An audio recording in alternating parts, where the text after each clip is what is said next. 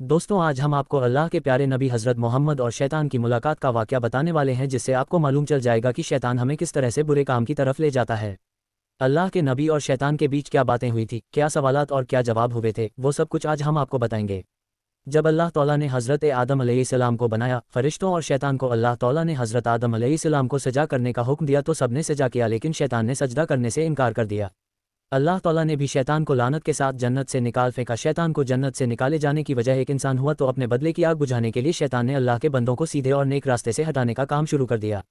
कई नबियों और रसूलों के दौर में शैतान उनसे मुलाकात करता रहा और उनकी कौम को तबाह और बर्बाद करने के लिए अलग अलग चालें चलता रहा और उनको गुमराही में डालता रहा, जिसकी वजह से उन पर दर्दनाक अजाब आए और उनका नामो निशान मिट जाए। एक मर्तबा जब हज़रत मूसा अलैहिस्सलाम से शैतान की मुलाकात हुई तो शैतान ने हज़रत मूसा अलैहिस्सलाम से कहा, ए मूसा, अल्लाह तौला ने आपको अपने रिसालत के लिए अपना नबी बनाकर आपको दुनिया में भेजा है और आप अल्लाह तौला से बातें भी किया करते हैं। मैं भी खुदा की मखलूक में शामिल हूँ और मुझसे एक गुनाह हुआ है और अब मैं उस गुनाह से तौबा करना चाहता हूँ। आप अल्लाह तौला की बारगाह में मेरी सिफारिश करें कि अल्लाह मेरी तौबा कबूल करे। हज़रत मूसा अलैहिस्सलाम ने अल्लाह तौला से शैतान के लिए दुआ की। अल्लाह तौला की तरफ से हुक्म हुआ है, मूसा हम तुम्हारी दुआ कबूल करेंगे। और शैतान के लिए अल्लाह ने हुक्म दिया कि उसे हुक्म दो कि वो आदम की कब्र को सजा करे, फिर उसकी तौबा कबूल होगी। शैतान ने इनकार किया और घमंड और गुस्से में आकर कहने लगा, जब मैंने हज़रत आदम अलैहिस्सलाम को उनकी ज़िंदगी में सजा नहीं किया तो आज उनकी कब्र को भी सजा नहीं करूँगा। फिर शैतान ने कहा, है मूसा, आपने अल्लाह तौला की बारगाह मेरी सिफारिश की है, इसके लिए तुम्हारा मुझ पर हक बनता है।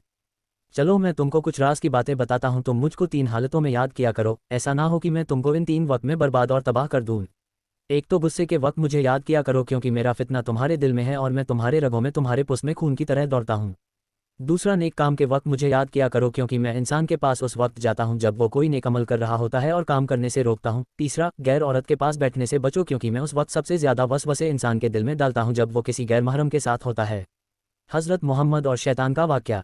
हज़रत इब्न अब्बास रज़ियल्लाहु तआला अन्हु फरमाते हैं, हज़रत मोहम्मद मस्जिद से बाहर निकले तो वहाँ शैतान खड़ा हुआ था। आप सल्लल्लाहु अलैहि वसल्लम ने शैतान से पूछा, किस चीज़ ने तुझे मस्जिद के करीब लाया है? शैतान ने कहा, है अल्लाह के नबी, मुझे अल्लाह तौला ने आपकी खिदमत में हाजिर होने का हुक्म दिया है। आप सल्लल्लाहु अलैहि वसल्लम ने फरमाया, अल्लाह तौला ने तुझे मेरे यहाँ क्यों भेजा है?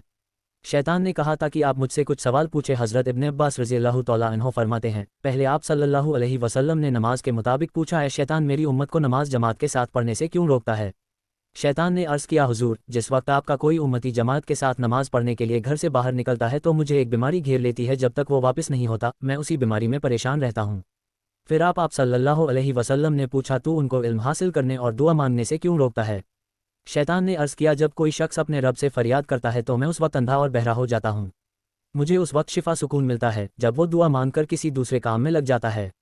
आप सल्लल्लाहु अलैहि वसल्लम ने शैतान से पूछा, मेरी उम्मत को कुरान पढ़ने से क्यों रोकता है? शैतान ने अर्ज़ किया, जब वो कुरान पाक पढ़ते हैं तो मैं आग में जलता रहता हूँ। फिर आप अल्लाह के प्यारे नबी हज़रत मोहम्मद ने फरमाया, तुम उनको नेक काम करने से क्यों रोकते हो?